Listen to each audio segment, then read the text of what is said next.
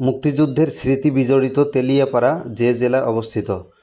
Option ক সিলেট, খ হবিগঞ্জ, গ মৌলভীবাজার, ঘ সুনামগঞ্জ।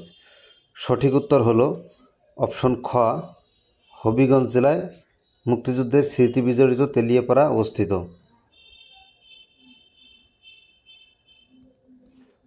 2 নম্বর প্রশ্ন, বাংলাদেশের মুক্তিযুদ্ধকালে লন্ডনে প্রতিষ্ঠিত বাংলাদেশের দূতাবাসের হাই কমিশনার কে ছিলেন? এটির সঠিক উত্তর হলো অপশন খ আবু সাইদ চৌধুরী। বাংলাদেশের মুক্তিযুদ্ধকালে লন্ডনে প্রতিষ্ঠিত বাংলাদেশের দূতাবাসের হাই কমিশনার ছিলেন আবু সাইদ চৌধুরী।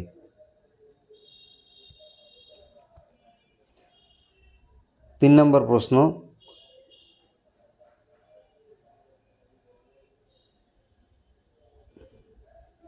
মুক্তিযুদ্ধ ভিত্তিক চলচ্চিত্র চিত্রা নদীর পাড়ে পরিচালনা করেন কে? এটির সঠিক উত্তর হল গ তানভীর মোকাম্মেল।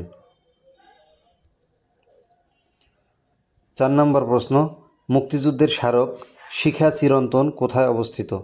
মুক্তিযুদ্ধের স্মারক শিখা চিরন্তন অবস্থিত ঢাকার সোহরাওয়ার্দী উদ্যানে। সুতরাং সঠিক উত্তর ঘ। 5 নম্বর প্রশ্ন, বীর প্রতীক খেতাবপ্রাপ্ত একমাত্র বিদেশি কে? বীর প্রতীক খেতাবপ্রাপ্ত একমাত্র বিদেশি হলেন WAS ওডারল্যান্ড, যিনি অস্ট্রেলিয়ার নাগরিক।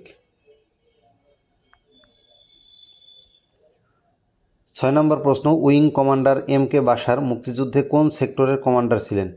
উইং কমান্ডার MK বাশার মুক্তিযুদ্ধে 6 নম্বর সেক্টরের কমান্ডার ছিলেন।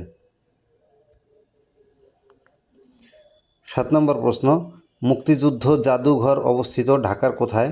মুক্তিযুদ্ধ জাদুঘর অবস্থিত ঢাকার আগারগাঁওয়ে। সুতরাং সঠিক উত্তর ক। 8 নম্বর প্রশ্ন, মুক্তিযুদ্ধে মুজিবনগর যে সেক্টরের অধীনে ছিল? মুজিবনগর মুক্তিযুদ্ধের সময় 8 নম্বর সেক্টরের অধীনে ছিল। সুতরাং সঠিক উত্তর খ। 9 নম্বর প্রশ্ন, মুক্তিযুদ্ধে 7 জন বীর শ্রেষ্ঠর মধ্যে প্রথম শহীদ কে? মুক্তিযুদ্ধে 7 জন বীর শ্রেষ্ঠের মধ্যে প্রথম শহীদ হয়েছিলেন মোহাম্মদ মোস্তফা কামাল। সুতরাং সঠিক উত্তর খ।